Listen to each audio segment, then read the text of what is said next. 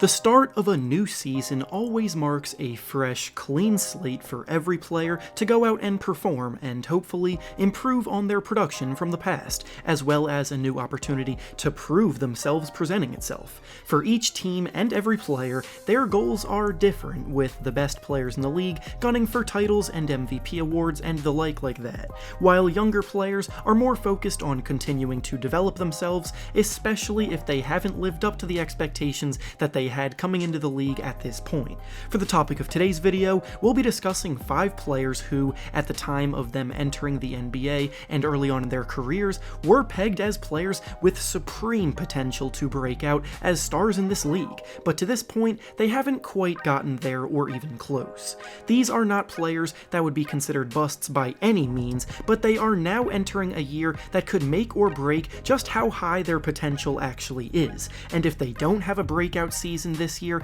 then the likelihood of them ever doing so becomes a lot less likely. They'll still be good players, but they just probably won't ever be great players. Before we get started though, it turns out about 68% of you watching right now aren't even subscribed to the channel, so please, if you enjoy the content, consider hitting the subscribe button, as not only does it help out a ton, but I would also very much appreciate it. Now with that being said, let's begin. The first young player entering a make-or-break season that we'll be discussing is Lauri Markkanen of the Chicago Bulls. When Markkanen came into the league as a rookie, he surprised a lot of people with how well he transitioned to the pro game and how immediate his impact was as a player. His offensive game was much more advanced than anticipated. As a 7-footer, he could score both inside and out, and his unique skill set had people very high on his game. Then in year 2, he took a big leap as an individual, increasing his production across the board, playing much more confidently, and showing signs of legit star potential after a year where he put up about 19 points and 9 rebounds per game.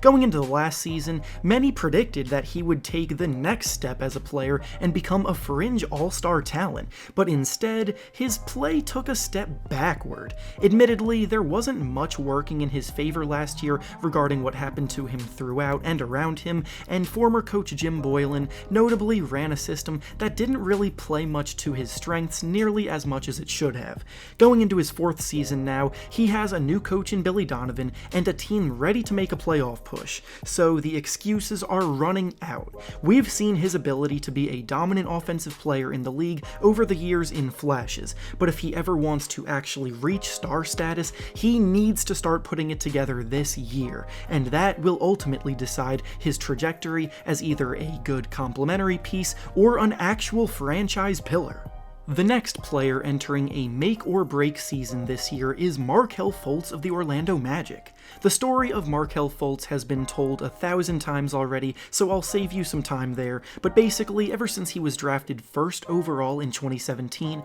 he just has not lived up to that status for a number of reasons. He got a fresh start in Orlando last year, and in many ways, it rejuvenated him in his career, having managed to stay healthy throughout the entire season for the first time, and actually being a productive member of the rotation for the first time as well. Now, as he enters the final season of his rookie contract,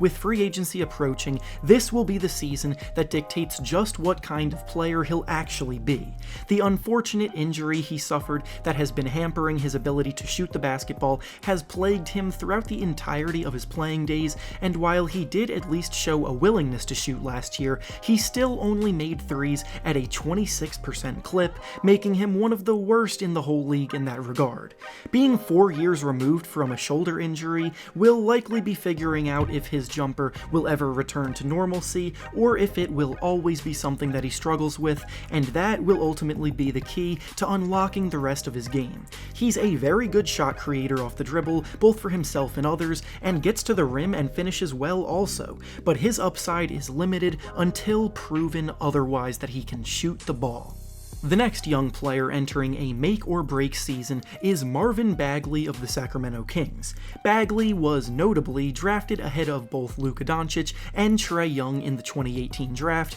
and to this point, he hasn't exactly warranted that selection. Bagley was one of the top prospects in that draft for a reason though, as his athleticism, skill with the ball in his hands at his size, and mobility and speed make him a very unique talent for a big man. He gets out well in transition, works works well alongside De'Aaron Fox, and gives the team another scoring option in the front court. However, through 2 seasons, he's been plagued by injuries, and the time he's spent on the court has shown little improvement, if any at all, in that span, posting averages of about 14 points and 8 rebounds in each of his 2 seasons. He's very talented, but this needs to be the year that he stays on the court and elevates his play, because otherwise, his ability to be trusted as a long-term part of the team's future will prove to be much more of a risk than it should be, and the star power many once saw in him will slowly fade away. Obviously, the talent is there, but besides health, he'll also need to improve his perimeter shooting,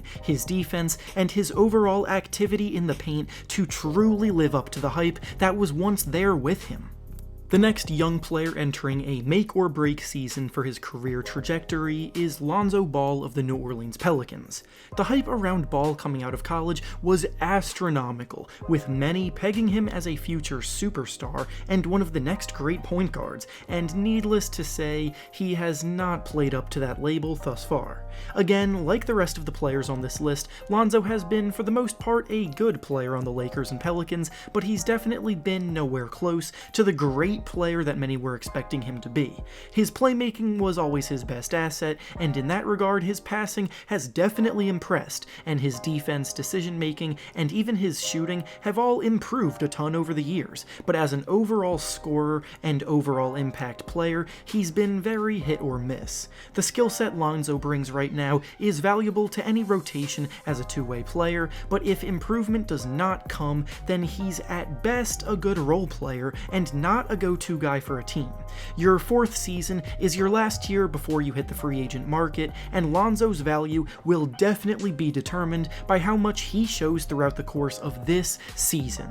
And finally, the last player we'll be discussing today entering a make-or-break season is Miles Bridges of the Charlotte Hornets. Bridges was an interesting lottery pick 2 years ago, as he seemed to possess the strength, explosive athleticism, and shot-creating ability to play a big role on an NBA team. And while he has been good for stretches, there's still a lot of uncertainty about what kind of player he actually is. Is he a wing player? Is he a power forward? Unfortunately, he has weaknesses in his game that hold him back from being able to commit to either of these spots, as he's not quite quick enough laterally to stick with wing players on defense, and he's pretty undersized to be a power forward. Offensively, he relies on his athleticism too much and hasn't developed a reliable jumper quite yet, and advanced metrics have shown that the Hornets were almost always more successful with him on the bench. He's capable of putting up some nice looking box score numbers, but his impact has been negative more than it's been positive, and with the Hornets having made some acquisitions this summer and insinuating that they have real playoff hopes this season, he is going to have to prove to the team that he deserves a big role in the lineup. And with that being said, that's all I have for you today. Make sure to like the video, subscribe to the channel, and comment down below what kind of seasons you see for these players in this year. Thanks for watching, and I'll see you all next time.